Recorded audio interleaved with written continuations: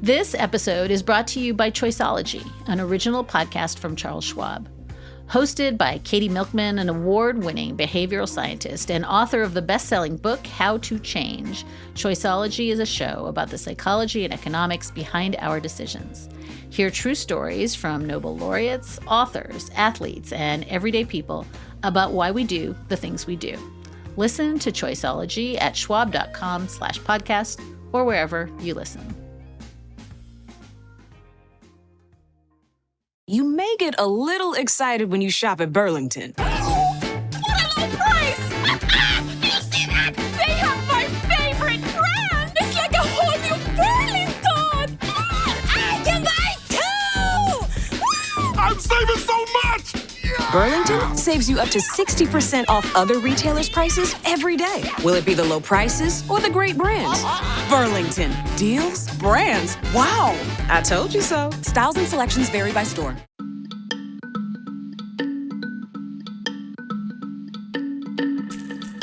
I'm Dahlia Lithwick, and this is Amicus, Slate's podcast about the courts and the law and the Supreme Court. The nation lost a profoundly humble, brilliant, and consequential jurist this past week. Like the character of an individual, the legitimacy of the court must be earned over time. If the court's legitimacy should be undermined, the country would also, in its very ability to see itself through its constitutional ideals. The court's concern with legitimacy is not for the sake of the court, but for the sake of the nation to which it is responsible. Later on in the show, we're going to be spending some time with one of Justice David Souter's former clerks to reflect on his life and legacy. Souter clerks are kind of famously some of the nicest and also the smartest people on earth, and Professor Mary-Rose Papandrea is very much true to that mold. Professor Papandrea is going to help me think through what we have lost and what we should try to hold on tight to from Justice Souter's years on the highest court in the land. But first, the danger is anti-privacy stuff. The danger is surveillance. The danger is taking away due process and your rights. It's sort of like Minority Report. You're convicted before you murder someone, right? You know that movie. One of the things we started wondering about within moments of the Trump inauguration was this. Who the heck are Elon Musk and Peter Thiel and Mark Andreessen, Curtis Yarvin, and all these weird billionaire tech bros, and what do they want from the U.S. government? As lawyers, we thought we understood the game board. Harlan Crow and the Kochs entered into an unholy alliance with the Christian right and Leonard Leo, and together they hoovered up the whole American court system, the state legislatures, and the regulatory state, plus the right to vote. Case closed. We couldn't always understand how that alliance worked out, but we knew it produced Citizens United and Hobby Lobby, Shelby County, Dobbs, Loper Bright, and last spring an immunity decision that pretty much gave us the second Trump administration. But as lawyers, most of us simply did not have J.D. Vance, crypto, network states, DOGE, and Elon Musk on our bingo cards. So when Silicon Valley took a sharp yeet to the right this past January, and then Washington, D.C. found itself teeming with 21-year-old boys who are stealing all of your data and meme coins turned into the coin of the realm, we were caught pretty flat-footed. So we're going to try to shine a light on this collision between the law and the rule of law and the founding tech Broligarchs and their belief systems to see what it means for the rest of us.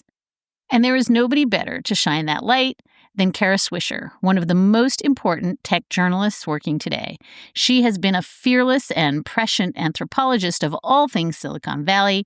She's also the host of the podcasts Pivot and On with Kara Swisher.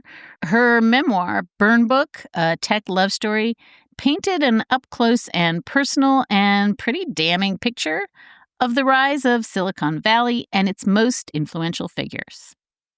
Kara, welcome to Amicus. This is an incredibly embarrassing thing to admit, but I'm just going to let you take me to school because I don't know what's going on right now. What do you want to know? Before we get to what I want to know, Kara, I think I want to start by just telling you how we anthropologists of all things Supreme Court tend to map the world. There are these rich men who, as a result of campaign finance reform, sought mass deregulation. And then there are these religious men who have sought to end racial equality and religious freedom. Same old robber barons and industrialists who blocked the New Deal. That iterated itself over decades. Understood. They took over the courts with the help of Mitch McConnell and Leonard Leo and the Federalist Society and the Heritage Foundation. But it turns out that's all last century's story, and we were all kind of asleep at the switch about this other takeover, the one you've been chronicling for years. So before we talk about what it is that the legal world missed in terms of massive government takeover, can we talk for a moment about how we missed it? I have no idea how you missed it. I don't know what you all do all day. They're still there. Those people are still there, and they're still working away and they've been using digital for a long time. The right in general has been much more adept at digital, way back going to Ralph Reed and all kinds of different groups that were advocating against gay marriage or whatever they happen to have. They were zeroed out from regular media, really, except Fox News is a relatively new phenomena. So they were zeroed out from most mainstream media, and so they formed their own medias. They got interested in radio first, and then online and blogging, and now podcasts. So the right has been very active, including all those people you mentioned. They're very active, and that's not going away. They've availed themselves to the tools because they were left out of the other tools. And as mainstream media has died, these become ascendant and easy and inexpensive to get to lots and lots of people. And of course, Trump is the best example of that, as sort of the Twitter president, right? There's all kinds of presidents that meet the moment, and he certainly has met the moment of social media, exemplified by Twitter, but the idea of direct access to people, right, rather than going through media or using your own up and down chain of right-wing media from the very bottom and grotesque, like 4chan, to the top, to the presidency. And it goes up and down that chain, stopping at Fox News, stopping at the regular OWN, and stuff like that. But also an enormous network of bloggers and podcasters and newsletters and et cetera, et cetera. Radio is another part. So this is not a new thing. It's just that these are new characters you're seeing. And much of the ownership of a lot of this stuff is by tech people, either ones that are more benign but still create these platforms, to those who are participating happily, like Elon Musk, essentially. And so they own the levers of media now. They own the levers of information and influence. And so that's where we are. It shouldn't probably have been a surprise that some of them, as they're seeing attacks on their businesses for the first time, and it's not a tax, it's normal regulatory scrutiny. They see it as an attack. So let me not say that. And they would do things to create power so they don't get attacked. And so, or in their estimation. And so there was some sort of weak-willed efforts to rein in tech, and Obama just sort of lay down for them, as far as I'm concerned, and everybody else did. But Obama was particularly weak and limp in the face of tech ascendancy. Something I warned him about quite a lot, but he didn't feel like the need to listen to me or anybody else who was warning him. But after that, Trump seized the idea of direct to consumer, essentially. DTC is called in the tech business, and here we are. And so you're just seeing these people as they've either they become radicalized like an Elon Musk, or they just see opportunity like a Jeff Bezos or a Mark Zuckerberg, because it dovetails into their economic interests. So it's interesting because I feel like you're answering this question I've had for the last year or so, which is I keep saying this is an information problem, not a democracy problem. Like we lost control of how we talk to people. You're saying it's actually an information problem that has become a democracy problem. Yeah, with AI, you're about to lose I keep warning people, this AI thing changes. To control the narrative of AI is critical because it will write history, right? And it'll eliminate history and will be able to take legal stuff and just mash it up real quick, or find things, or find kind of clever ways. And so right now you're all fighting the other one, social media, yelling at each other on social media, when actually all the action is happening somewhere else, which is why another reason these guys are close to Trump, because the AI stuff is getting sorted out right now, like who has power and who has influence and who gets things, along with, the fuel, which is cryptocurrency, which is the bribery system to pay Trump, essentially. I want to get there in 1 second, but I do want to talk just for one beat about Elon Musk. I think he represents everything that is sort of really ominous, but of course he's not everything. He just managed to operationalize it really fast with complete immunity and support. I wonder how long he's been building this crazy Fisher-Price government-wrecking, data-stealing AI machine. It feels like he, holy cow, hit the ground running on this project. Not really. I think he's been relatively incompetent, actually. I think he hasn't done a very good job. If you were a real good villain, you'd have sort of wrapped it up. Instead, he looks like an idiot. He's constantly saying wrong things. He's constantly getting caught out on lack of facts. He's kind of rolled it out in a way that's really bullying versus getting people to go along with him. He had a lot of people supporting him, especially in the Republican Party and some in the Democratic Party, for this government efficiency. Now it looks like a joke. DOGE looks like an absolute joke, which it is, losing money and not cutting money. And he started at $2 trillion, then it was $1 trillion, and then it was $150 billion. And even that's questionable. And in fact, he's probably cost the U.S. government more than he's cut. And he hasn't really made profound change. He's just made chaos. And I think maybe that was his goal. That's certainly been the goal of someone like Peter Thiel, who's explicitly said, just get rid of it. Just get rid of it. And, Elon wasn't really down that thing because he's got some interests, such as going to Mars, that he wants. But I always thought there were two things he was interested in. One was the actual data that the government spews out and is not linked to each other. And so in creating an ultimate database, that's one of his dreams. And this is the ultimate database, the U.S. government information, which for a good reason has not been linked together, especially because of surveillance and everything else. And then the second thing is he wants to go to Mars. And this is the payoff for him, is that he wants, and you're seeing Trump doing that. He wants the human race. He's very captivated by the idea that we are going to all die, which humanity is going to die, and we need to be a multiplanetary species. He's not unright in that risk that we take because we live on one planet. But the way he's doing it is, of course, utterly corrupt. Well, let's do that for a second, because I think that whether or not he's been adept at this entirely depends on what the end game was. And you said a couple of different things. And I have to say, I always thought the end game was just hoovering up all of our data. And being the top dog in AI. He's not by a long stretch.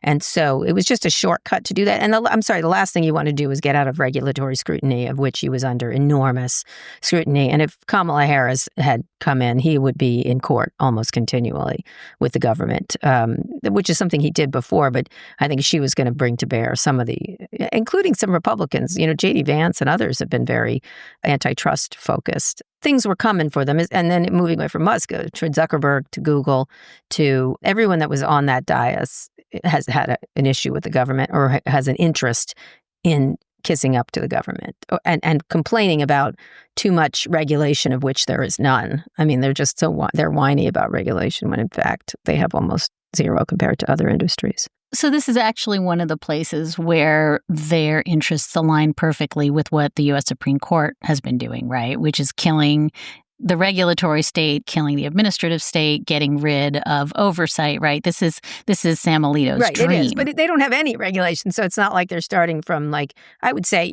we have a lot of regulation on planes. We have a lot of regulation on pharmaceuticals. They don't like it, but we have a lot. We have a body of regulation almost every major industry, except for tech. It doesn't have any. It has the one piece of legislation that exists, essentially protects them. They have had immunity long before Donald Trump had immunity. And that's now problematic to disassemble. If they took that away, a lot of people calling for taking it away, including Trump at one point, Section 230. That's really problematic now. It's like, shall we take the heart out of our tech industry? That's really, it's so woven in there that it's hard to remove from a, speaking of legal point of view. What you're saying is, while everybody else, like all the polluters and the, big pharma and whatever, actually wanted to deregulate because they were subject to onerous regulation. These guys have been subject to no regulation. They just wanted to complain about it. They always, get out of our way. You're jamming our vibe. They've been that since the days when I, interviewed Bill Gates when I was at the Washington Post. He was like that. He's like, what do I need Washington for? I'm like, they're going to take you to court. That's why you need them. And so these guys, instead of doing sort of the Gates thing, and they want to just control. So they have enormous lobbying power here. They get in the way of all kinds of legislation, some of it very reasonable, like from Senator Amy Klobuchar, and they just kill it. They just kill all of it, including, and most importantly, I mean, it's hard to pick among the things we need done, but antitrust reform is something that's critical given the changing nature of our industry.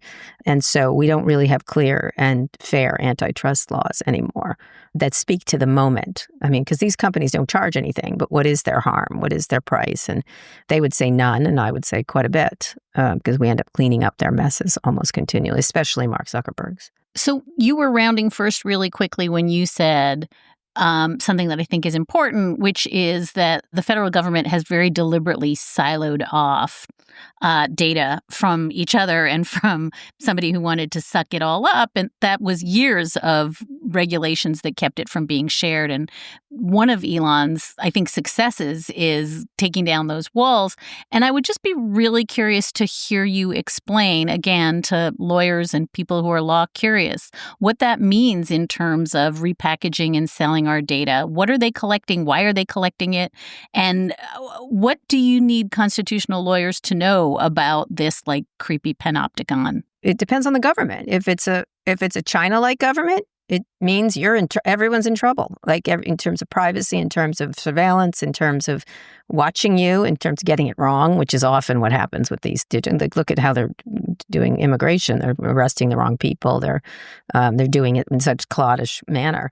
But it depends on the government. If it's a Democratic government, it probably will be used to sell you stuff. Like right now, look, Carrie Lake is using OWN for Voice of America. Give me a break. What an incredibly grift. What a cheap grift that is. And it's shitty propaganda, too. It's not even good propaganda. We used to do good propaganda in the United States. It depends. Again, if it's a democratic situation, it's used to monitor things they want to monitor, like immigration or finding people and cross-referencing. I think that's been the ultimate goal for the Trump administration and Stephen Miller, is to be able to find people better. And so they can find people to kick out of the country. They have a hard time finding people to kick out of the country is the problem. Because a lot of the people that they have to get their numbers up are hardworking people that contribute to our society, whether they're construction people or in restaurants or things like that. These are contributors, and they don't get a lot for their contributions. And that's who they're going for. And so you need to track them, whether their addresses or their tax, because they pay taxes and et cetera, et cetera. They do not ride. We ride on their dime, actually, interestingly enough.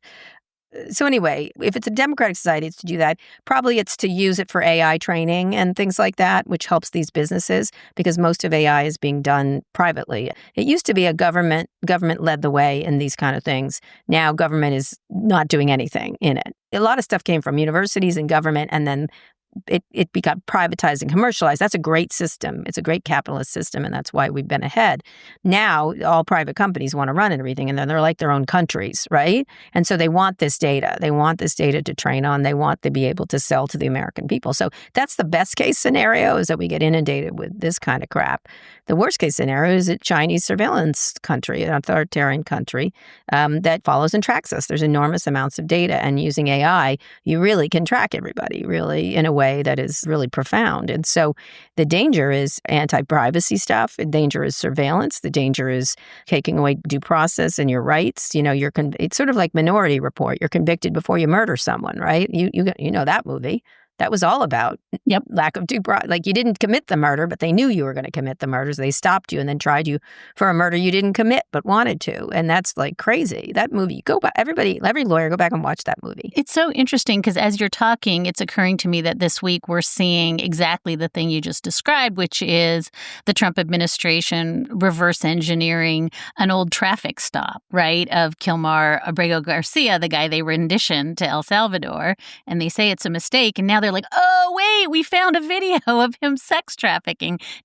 Listeners, he was not sex trafficking. He was driving people in his car. That's how they use the information system, whether it's OAN and Fox News or just the whole, it starts with 4chan. It goes up and down the thing. They just lie and lie and lie. And then in a situation where truth and lies are together, lies win. Hands friggin' down.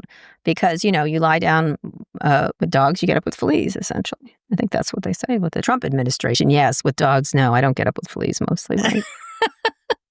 The other thing I'd love for you to do for one quick second, because again, you sort of said it and I want to unpack it, is crypto, which I don't know jack about, and the meme coins and whatever financial product they're pushing out that will make us all slaves to whatever credit card thing they're doing. How does this differ from like what, again, I'm just referencing the old-timey Harlan Crow Chamber of Commerce efforts to buy up government? Their grift is easy to track. They want things, they pay for things, they buy them a nice, a nice, whatever the thing he rides around in, but they buy things for the judge, they buy vacations. It's very easy to track. They give them rides on their helicopters, whatever they want. And so that's pretty easy. That's basic grift, essentially.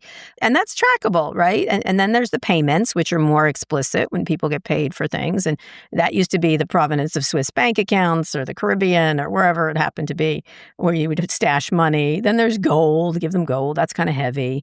And so this is not a new thing. So crypto is just the newest thing because it's so hard to track.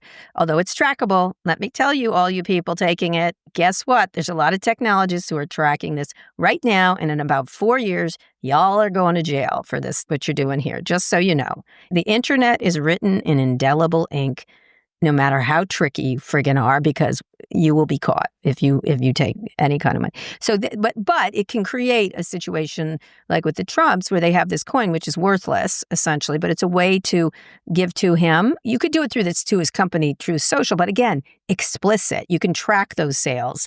If a company, no matter how many shell games they play, if they buy that stock hasn't gone up, as you notice, it just doesn't. But it's still It's worthless, but it's worth billions. So that's one way to funnel him some money. The other one is this crypto thing, which is a scam. And it's a pure and simple scam, but they think it's untraceable. It is not untraceable. And so it's a way to pay him. I call him a coin-operated president. You put the money in, you get what you want out.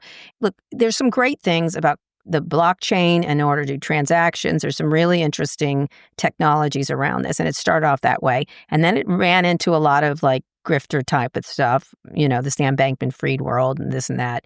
And then it was getting better. It was like, okay, let's figure this out because it's kind of interesting to try to use digital currency in some way. And now it's back to its grifty roots, right, in this way. And so all these coins are just a way to pay the Trumps, essentially. Whether it's through fees, there's often transaction fees. It's like, I'm just doing the transactions. I'm not being given the thing. It's the same way of paying people off. They would say not. So I'll say allegedly, I guess is what I'm supposed to say. But it's very clear that this is something that needs to be scrutinized excessively in the next couple of years.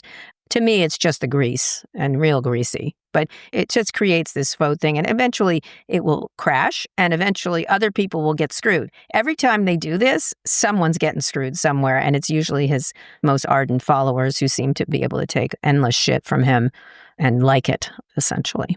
So it's pay to play, but it's kind of like grifters without borders, right? Everyone can play. Foreigners can play. Look, Abu Dhabi just put in $2 billion into this fund. I mean, then there's the real estate grift and but again, plain sight. This stuff is a little more tricky, and who the hell knows what's going on back there? They will know, just to be clear.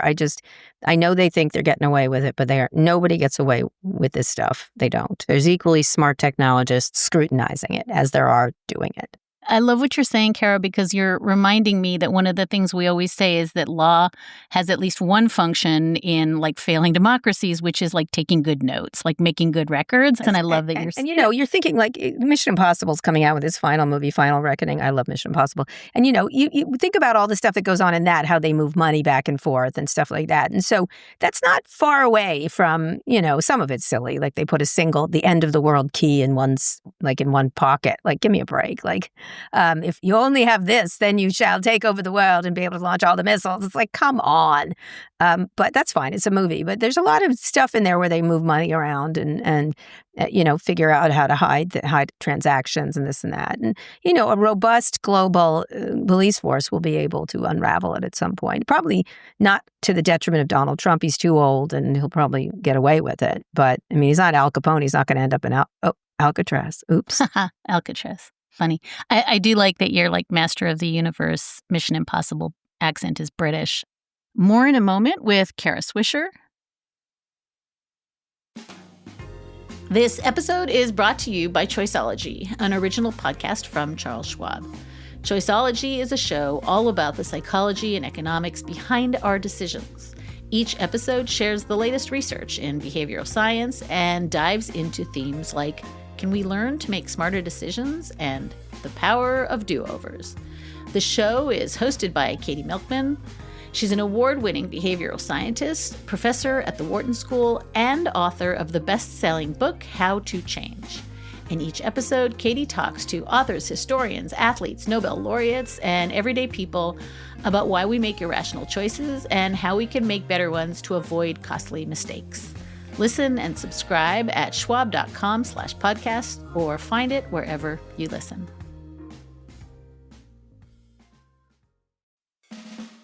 This episode is brought to you by NetSuite. What does the future hold for business? Ask 9 experts and you'll get 10 answers. Can somebody please invent a crystal ball? Until then, over 41,000 businesses have future-proofed their business with NetSuite by Oracle, the #1 cloud ERP, bringing accounting, financial management, inventory, and HR into one fluid platform. With one unified business management suite, there's one source of truth, giving you the visibility and control you need to make quick decisions. With real-time insights and forecasting, you're peering into the future with actionable data. When you're closing the books in days, not weeks, you're spending less time looking backwards and more time on what's next.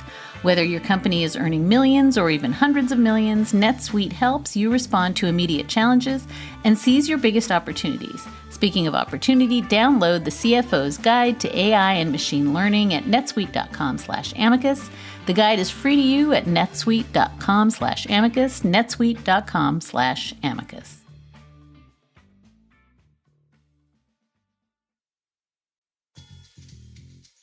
This episode is brought to you by Quince. So it's getting warmer. It seems that summer is here, and already you may be bored of the same old tank top shorts. Give your daily uniform an upgrade with Quince. By working directly with top artisans and cutting out the middlemen, Quince gives you luxury without the markup, like 100% European linen shorts and dresses from $30, and gorgeous swimwear and Italian leather platform sandals. Right now, I just want to tell you that if you purchase the 100% European linen vest and pair it with a pair of jeans or pants, people are going to think that you are weirdly stylish, and you should not correct them. Treat your closet to a little summer glow up with Quince. Go to quince.com/amicus for free shipping on your order and 365-day returns.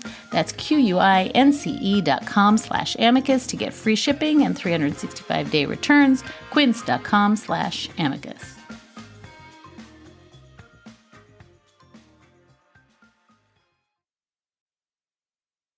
And let's get back to my conversation with Kara Swisher. So listen, I've heard you say before that big tech doesn't actually care that they're breaking the law, that the difference here is they're not even pretending that the law applies to them. It's like blowing through stop signs. Like, there's a stop sign on my street I don't like. I blow it all the time. I'm not going to tell you where that is, but I do it.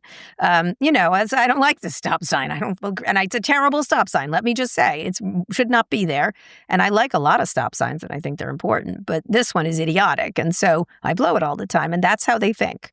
That's exactly, except for me, I do look both ways. I make sure nobody's in the thing, but I don't love the stop sign. But they just decide that's a stupid stop sign. I'm going to completely ignore it. And so they do that time and again, or they create products that cause damage and then they don't pay the price for it. And there's no way to sue them because, hello, Section 230. They use that as an excuse, whether it's chatbots that end up allowing young people to have suicidal ideation and do nothing to stop it, or self-esteem of girls. There's all these things that are costs that are harder to see, or get boys, hopped up on online porn, or just create polarization and not do anything to stop it.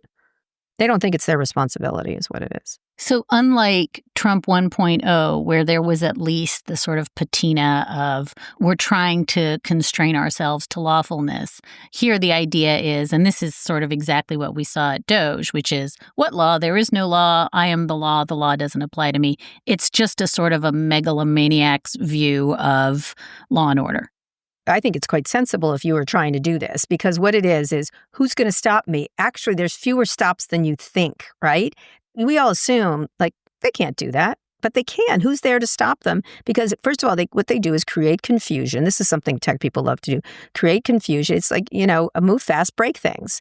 That's what they did. That's exactly what they did. And that's a coding term, but they broke it. And the problem is, even if they lose at the very end, they've already broken it. So what's the difference? The effect is USAID is not going to exist anymore, really. Even if they win every court battle, all the people have scattered to the winds and it's done, right? And the damage is done. And so if the damage is already done, even if you win in court, who cares, right? Like, it doesn't matter. Like, look at Voice of America or the Supreme Court decision on trans. Like, we're going to wait till it gets through the court, which is probably the appropriate thing. I hate to say it, even though I think it's heinous.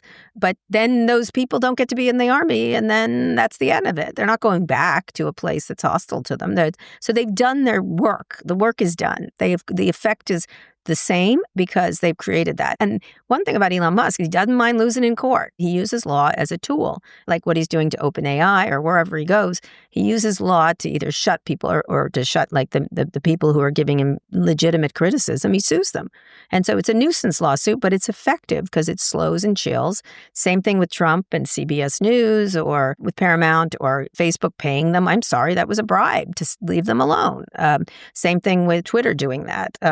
To get rid of a lawsuit. These people know how to use legal stuff either to create havoc, and then even if they lose, they didn't really lose, and they wasted your time. You know what it reminds me of? I'm just listening to Rachel Maddow's prequel, which is a great book, and Ultra is amazing too. But the sedition trial that went on in the 40s here in this city, and these people were so guilty. They were so guilty, but they created havoc and chaos in the courtroom. And who does that remind you of? Donald Trump. They created all kinds of delays. They made it a farce. They made it a circus. And therefore, it didn't work. And these amazing prosecutors built amazing cases. But who cares? Like, who cares? It doesn't matter because they created such delay and obfuscation. And they were funded by same rich people. Same senators that would show up and support them. It's the same thing. Go back and look at the sedition trial in the 40s, and you'll see a lot of echoes of what's happening now. What you're describing is the sort of cliche of the law industrial complex, which is, it turns out we thought all these immutable rules were immutable, and it turns out they're just kind of conventions. Well, they're doing more because they're attacking law firms, they're attacking universities, but the attacking of law firms is part of the dismemberment. And then once law firms will get back, it will. Like, people will push back. But in that time frame, they managed their goal, which was to disrupt government and give more power to the executive, or at least create chaos so regulators don't have power, which is their goal. So they don't really care, how the flowers die, but the flowers die and you can't get them back, essentially. And the fatal flaw here is that the law just takes too long, or that the law depends on shame and kind of public opprobrium, and these guys don't care about either of those things. Neither of those things. They don't care if they get sued. They don't care. They get offended, but they don't care. But, Trump is the perfect person for that. I always say, and I've said it many, many times, every accusation is a confession. Lawfare Right. by the liberals. Guess what? Guess who really uses it? The right. Come on. Like, it's hysterical. Everything they come out of their mouth, I'm like, oh, that's what they're doing. Like, anything they accuse AOC of, I'm like, oh, now I know what they're up to, kind of thing. They're so stupid that way in terms of they're like, like in a Bond movie where, also I love Bond movies, where the villain always tells Bond his whole plot right before he tries to kill him, and then he never kills him, then he leaves him. Like, just wait till he's dead. Like, stay there until he's actually dead with a gun to his head. But no, he tells him the plot and says, goodbye, Mr. Bond. And then off they go. Bond gets out and then foils the plot that he just was told about. That's what they do. These villains, they're like, literally. That's the megalomania, right? That's the, you don't understand. I'm fixing the world. You should be grateful to me. And it's kind of the same thing you see in a Bond villain and you see here. Like, there's such a deep sense that they are right and we are all wrong, and if we could only have the capacious vision that they have. I think that maps perfectly onto this madness of Silicon Valley. No, I think it's stupidity in many cases. My grandma used to say intelligence has its limitations, but stupidity is infinite. I just think they're stupid. And then they rely on the stupidity of others, like the whole Tesla game. He liked to blame George Soros or the protests. The protests aren't helping. Definitely. But guess who kicked his own customers in the nuts over and over? Guess who did that? Elon Musk told the liberal buyers of Teslas, you're a bunch of assholes. Like, I hate you. Like, can you imagine, like, the ketchup people saying, hey, all you people buy ketchup, you're a bunch of idiots. Like, give me that's like, the customer is always right, Elon, just FYI. Secondly, not coming out with a great car. I mean, he had a good car. It was a great car, but it's an old car. Like, we want a new car now. And now with competitors having them, the reason why Tesla's failing is because they haven't come up with a great car. That's it. That's pretty much it. If he had a great car, you would buy that car, even if you didn't like him. Can you tell me what the best possible explanation is for what happened to these guys between Trump 1.0 and Trump 2.0? Like, was it, I've heard it was COVID. I've heard it was the Biden administration over, quote unquote, regulated them, that they forgot to invite Elon to a symposium one time. God manifested. Like, what is the best explanation for the 180? I would center it on Elon. One is COVID. He definitely lost his mind during COVID in some fashion. Like, he got mad at the government for shutting him down briefly. And then he sort of dove into conspiracy theories, which a lot of people go down that highway and then they don't come back. It can be very, if a conspiracy gives you the answers to all your problems, it's a great thing. I think his daughter, who's trans, really fucked with him, but that not her. It wasn't it. It was his fault for not seeking therapy and understanding he's the problem. I think that bothered him a great deal. And so he had to find someone to blame. In that case, it was the internet and the woke mob or whatever, the woke mind virus, whatever that is. Again, a tell. They have the mind virus. It's just they want to accuse others of doing it. Same thing. They always have so many, they're the worst poker players of all time. So I would say financial interests is another thing. He was facing increasing regulatory scrutiny, that's for sure. I think that the Biden administration not inviting him to that one meeting was a Rubicon for him. He was right. He should have been invited, but they also couldn't because of his anti-union activities, right? So that's an issue. He raged to me about it, quite a bit. I thought it was a little excessive. And then I did call the Biden administration and say, you're going to pay for this one, essentially. I told it to Kamala Harris. I mean, she knew. They knew what it was.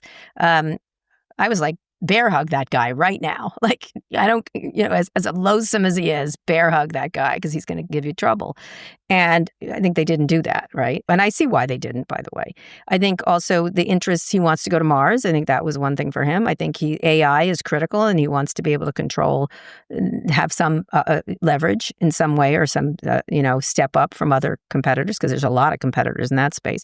So it's a wide range of things. For the others, I think it's purely financial or shareholder driven, is that, the Biden administration was just a tiny bit regulatory. I don't think they did anything. They didn't lay a glove on these people. But what's ironic is most of these antitrust lawsuits started in the Trump administration, in the first Trump administration, of course. It did not start in the Biden administration. I think Lena Khan seemed to bother them a lot for some reason, even though I don't think she was particularly effective necessarily to really getting them. She said a lot. And so I think that bothered her. And, a woman of color, that's that's how they think, yep. Right? Although Republicans, including J.D. Vance, were pushing this stuff. So they were conservatives, they were called. So it was a lot of things. So Jeff Bezos just wants to compete with Musk in AI and space. And he's also always been like this. If people think Jeff Bezos was liberal, you never met Jeff Bezos. He came from Wall Street, came from a hedge fund. Come on, this guy was never, not for a second. And then he got a new lady. I'm sorry, different lady from his old lady, and that matters. His personal life. He decided he wanted to hang out with the Kardashians, and that's what he wants. And that particular genre has a certain vibe to it, right? I think I'll buy Venice for my wedding. That's the vibe these people have. So his ex-wife would not have done that. That's another thing. He was doing more, I'll buy the Washington Post. I'll give to this.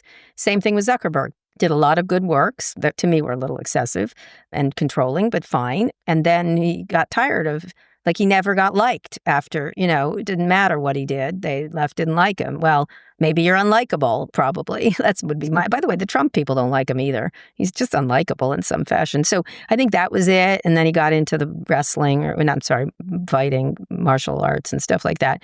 And the wrestling is next. So he got into that, his body stuff. It's just physically, you can see how they've tried to transform themselves. And you can ignore it, but I don't, look at that. Look what they're doing. They're transforming their bodies into something they never were. How seriously do you take the God stuff? The Curtis Yarvin, Peter Thiel, Claremont Institute, J.D. Vance stuff. Is that real?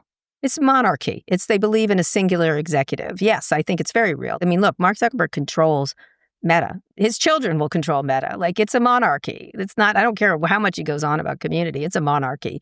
And so they like this single executive theory, essentially, where the executive is stronger. Peter Thiel, listen, of all these people, he's been very clear from the get. Like, this guy hasn't changed. He hasn't, which is what I appreciate about Peter Thiel. He was always conservative. He was always saying these things. He has not shifted in a pathetic manner. He's been who he is, right? And he has explicitly laid it out in several books, what he wants. And so I kind of am like, all right, he's always been this way and never hid from it, which was hard in Silicon Valley a couple of years ago to be who he was. I'm not giving him any credit because I think what he says is heinous.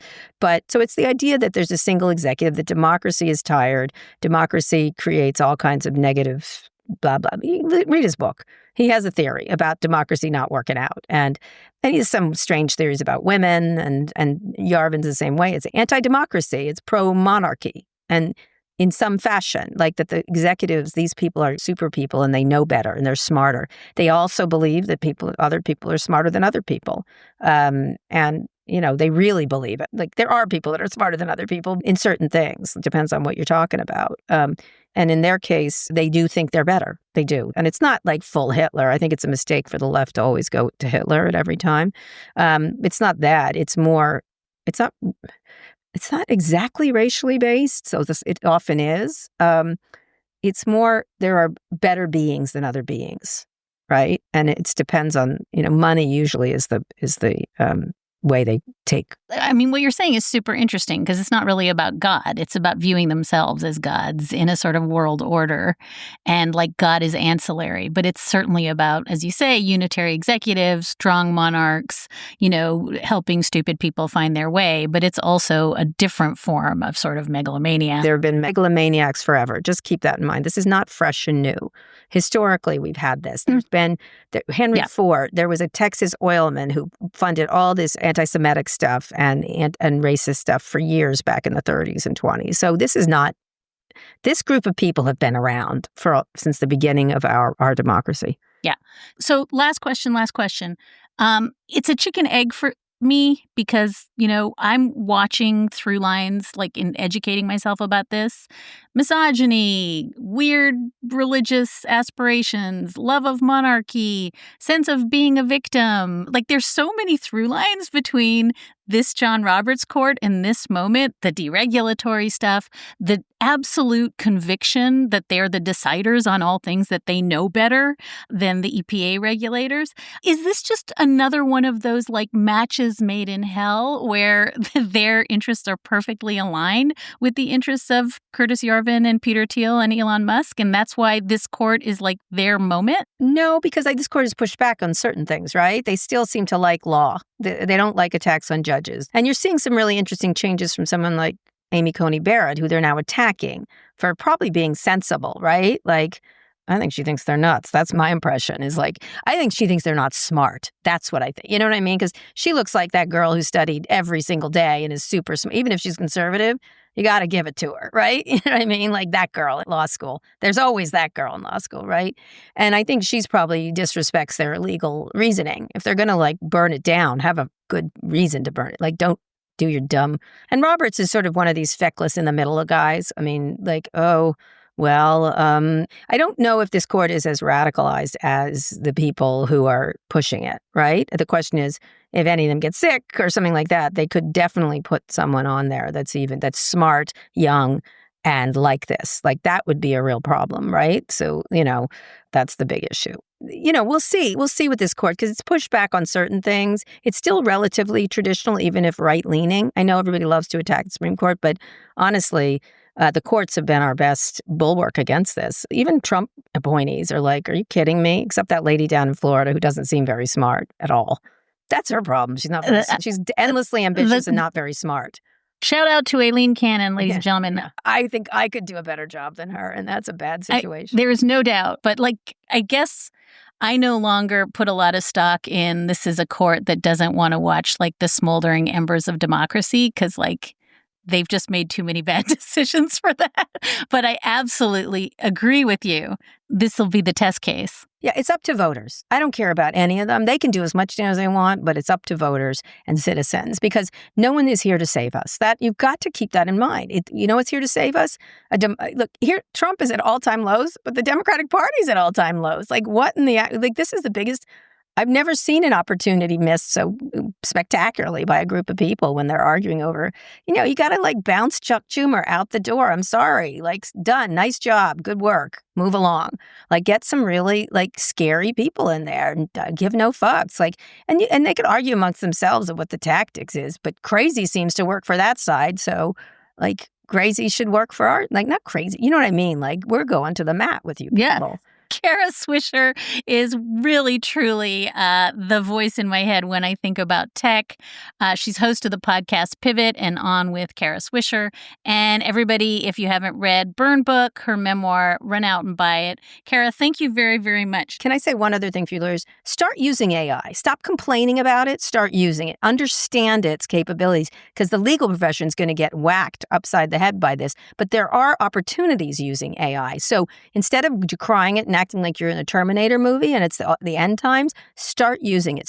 They are using these tools. Start using these tools. And don't be scared of them.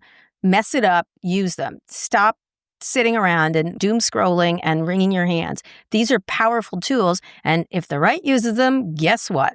We can too, right? And so start to learn it. And I urge legal people, because of the many professions that are going to be impacted, law is at the top of that list. So make sure you pay attention.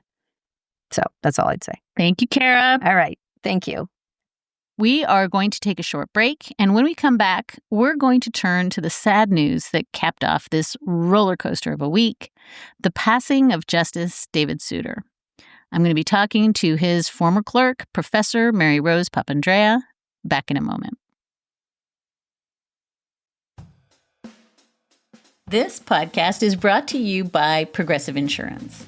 Fiscally responsible, financial geniuses, monetary magicians. These are things people say about drivers who switch their car insurance to Progressive and save hundreds. Because Progressive offers discounts for paying in full, owning a home, and more. Plus, you can count on their great customer service to help you when you need it, so your dollar goes a long way. Visit Progressive.com to see if you could save on car insurance. Progressive Casualty Insurance Company and Affiliates. Potential savings will vary, not available in all states or situations.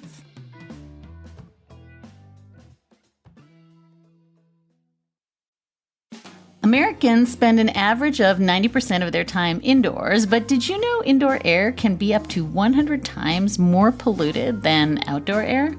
Breathe easy with Air Doctor, the award-winning air purifier that eliminates 99.99% of dangerous contaminants like allergens, viruses, smoke, gases, mold spores, and more.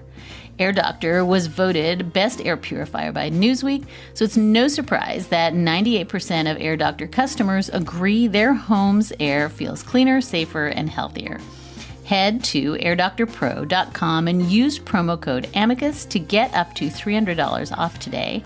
Air Doctor comes with a 30-day money-back guarantee plus a 3-year warranty, an $84 value free. Get this exclusive podcast-only offer now at airdoctorpro.com. That's airdoctorpro.com and use promo code Amicus.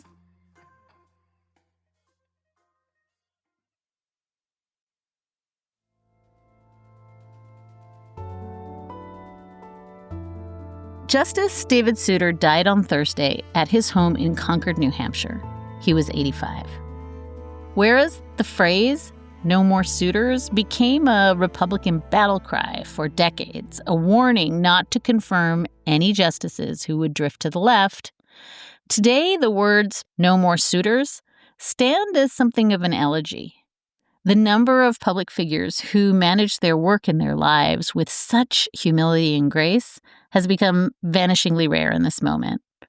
Justice Souter was less a conservative who moved to the left than an institutionalist who watched the court and the world as he knew it swept away in a tide of wealth and ideology.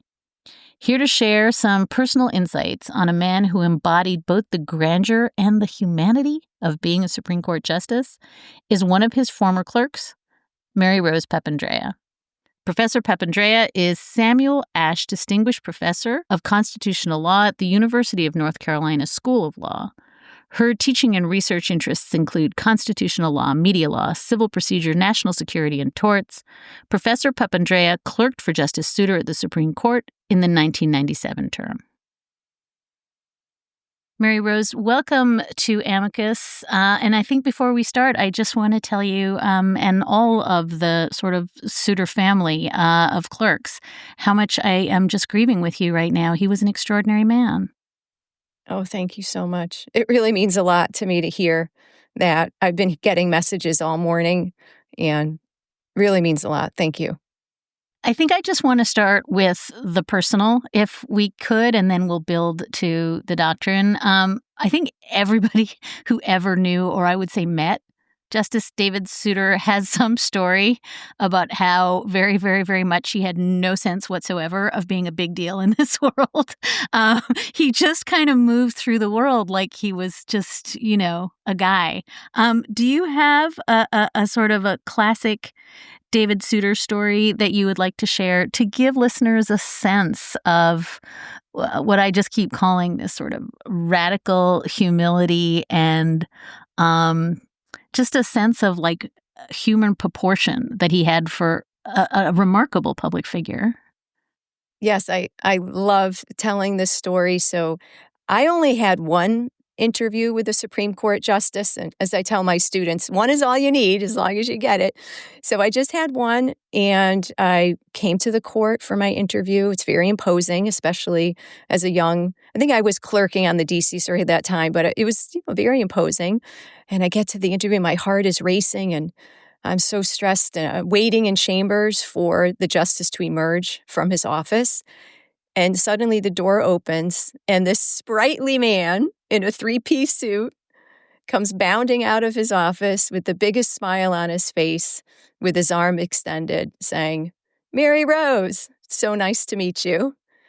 And immediately I relaxed. I just knew that he was a good person. He was a kind person and that we were going to have a good hour together. And that was how I went into it, thinking I'm getting to meet a Supreme Court justice. This is really cool. And I sat with him for an hour and we talked about all sorts of things, not about my views on constitutional interpretation or anything like that. We talked about books and we talked about our families and we talked about running. And I had a feeling I had a good shot at the job when I told him I just run the DC Marathon because he was a big runner. And I think he liked that.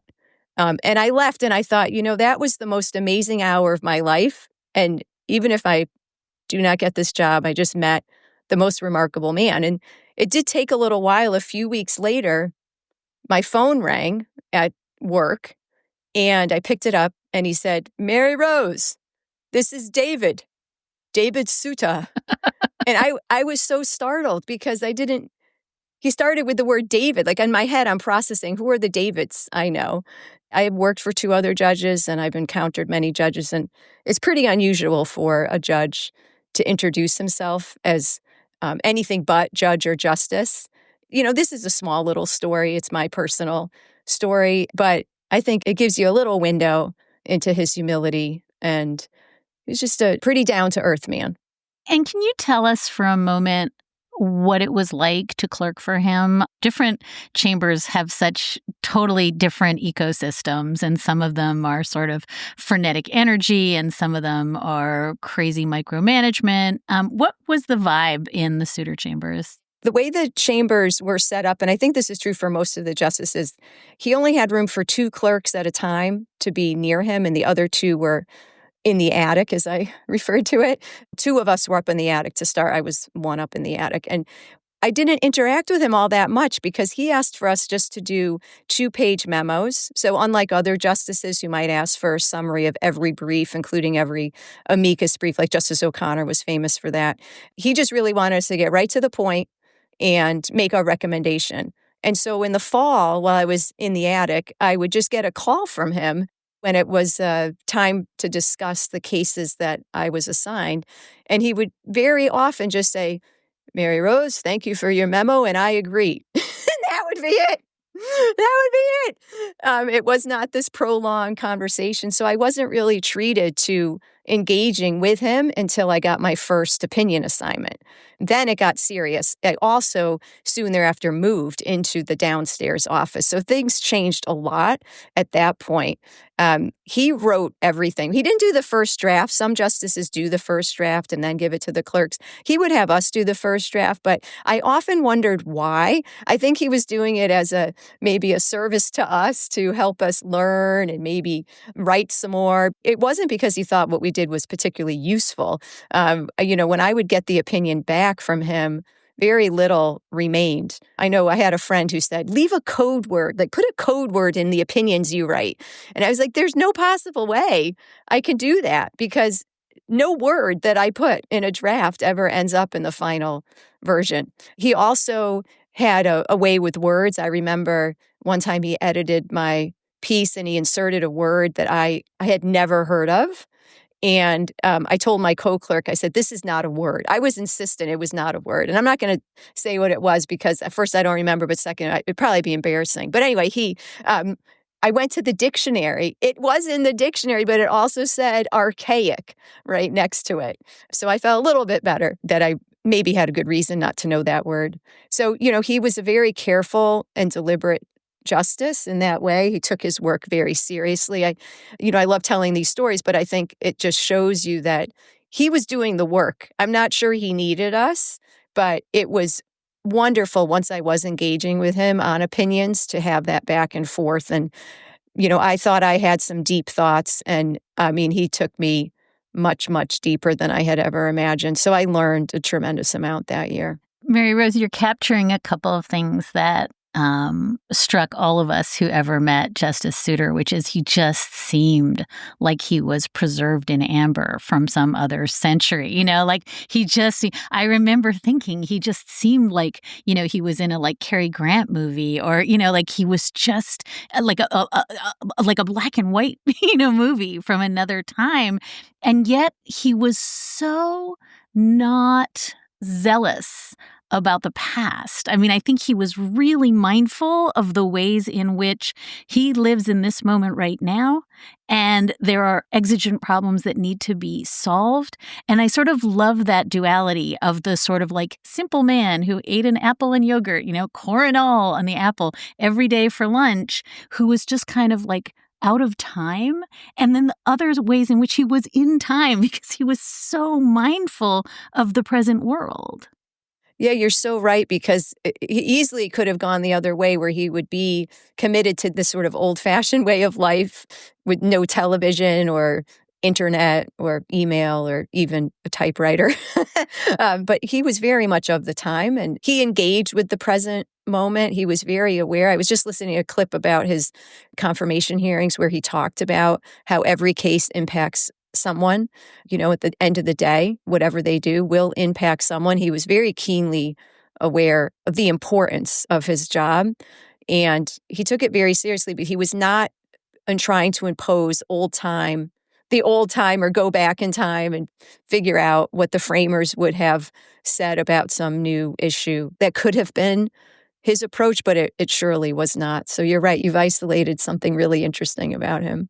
I was just thinking about that colloquy he had at his confirmation, and I guess we should bracket this by saying, he was supposed to be, right? He was supposed to be a stalwart conservative, and John Sununu and, George Bush, and everybody thought, he was going to be sort of the anchor for the conservative revolution. And, yet at his confirmation hearing, he talked glowingly of Justice Brennan.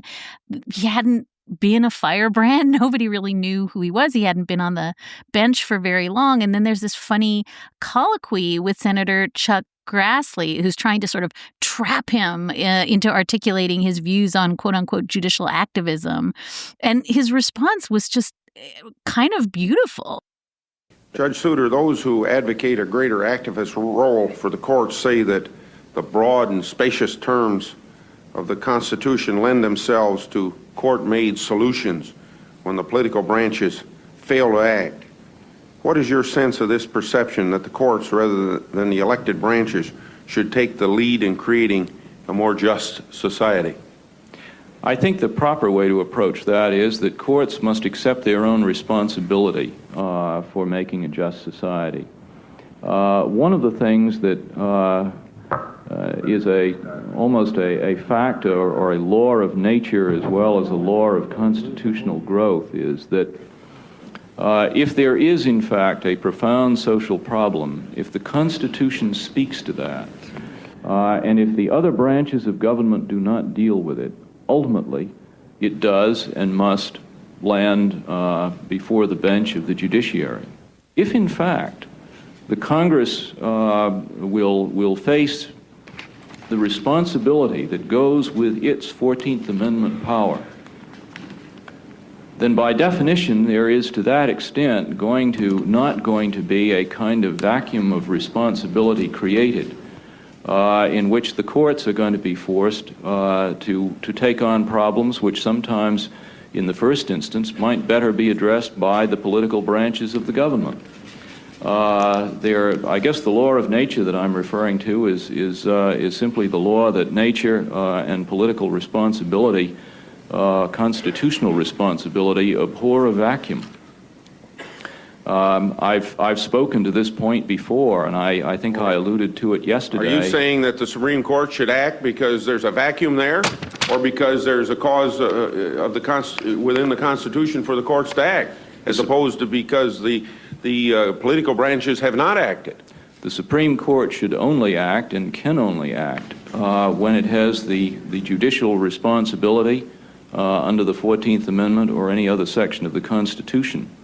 But the Supreme Court is left to act alone when the political branches do not act beforehand. Both a grand notion of the role of courts, but also that they have to live with what they have done. And that sort of, again, that paradox of the majesty of the law and also the humility of the law feels like it's kind of lost in this moment. Yes, I was just reading a little bit about the confirmation battles and then Bush later nominating Harriet Miers, and then that tanked, and then he nominated Alito.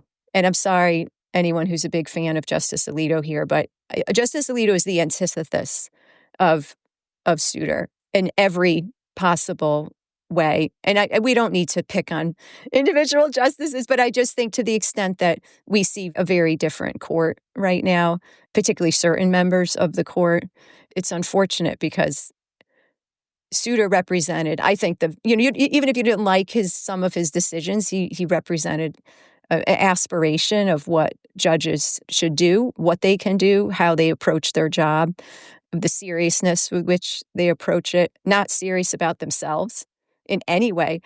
Dahlia, I don't know if you know this, but Justice Souter was adamant that there not be a memorial for him.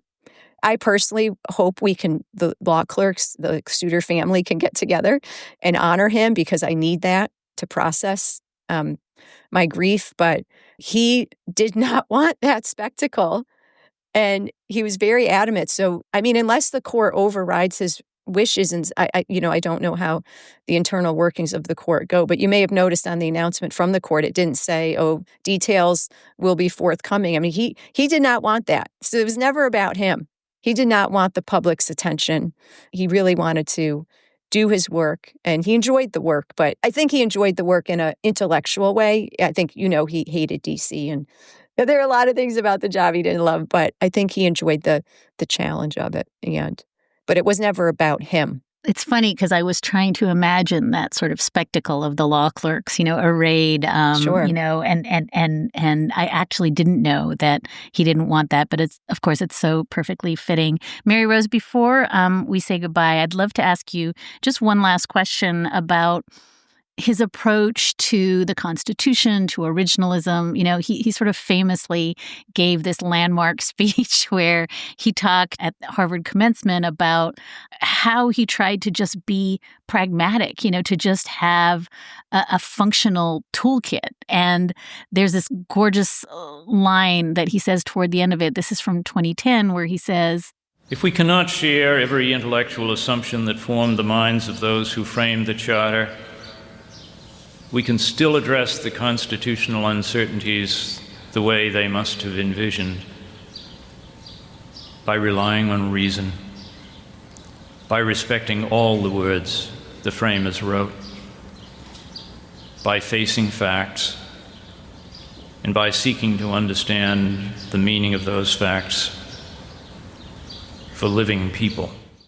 And it's just such an elegant formulation of how the notion of doing sort of strict textualism to the peril of people, strict originalism to the peril of people, that there was no one unitary, coherent, endlessly simple sort of like approach to doing this work, that it was just this evolving, organic effort to do your best. And I wonder if maybe just by way of saying goodbye, and again, I don't want to harsh on any sitting justices, but it just felt like it was such a humble and careful craft that he tried to hone. When I clerked for him, I never sensed an overriding judicial philosophy of, like you're saying, textualist or originalist, or, he took every case as it came and really grappled with it in all ways, looked at it from every angle.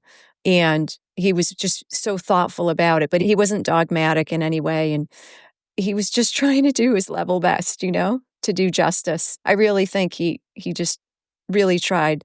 And that's what I hope we can see more of from the court. I know outcomes matter, but the commitment to trying to not have it be about yourself and really grapple with the difficult questions before the court in an honest way without preconceived outcomes and narrow judicial philosophies.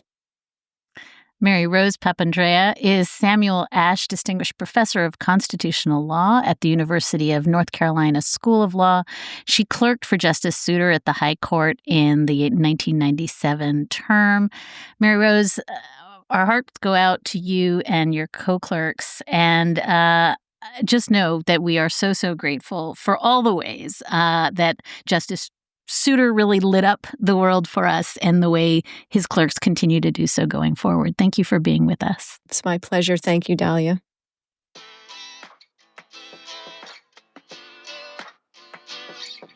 And that is all for this episode. Thank you so much for listening, and thank you so much for your letters and your questions and your comments. You can keep in touch at amicus@slate.com. You can find us at facebook.com/amicuspodcast. You can leave us a message in the comments if you're listening to us on Spotify, or you can rate us and review us in Apple Podcasts. Coming up next, we have a really packed bonus episode of Amicus Plus. Mark Joseph Stern will join me once more in the Amicus Plus Smokeless Cigar Bar to talk about a very good news, bad news kind of seesaw week. Eagle Ed Martin is no longer allowed to squat in the U.S. Attorney's Office for the District of Columbia. Yay! But Donald Trump has announced another Fox News star will be pursuing his vengeance agenda right over there. Also, a good result finally in the North Carolina Supreme Court race that has been dragged out by some seriously anti-democratic moves. Yay! Good result, but bad omens in that. You can hear all that and more by subscribing to Slate Plus directly from the Amicus show page on Apple Podcasts and Spotify. Or visit slate.com/Amicus Plus to get access wherever you listen.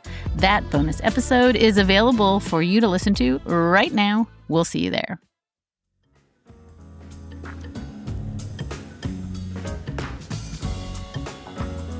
Sarah Birmingham is Amicus's senior producer. Our producer is Patrick Fort. Hillary Fry is Slate's editor-in-chief. Susan Matthews is executive editor. And Ben Richmond is our senior director of operations. We will be back with another episode of Amicus next week.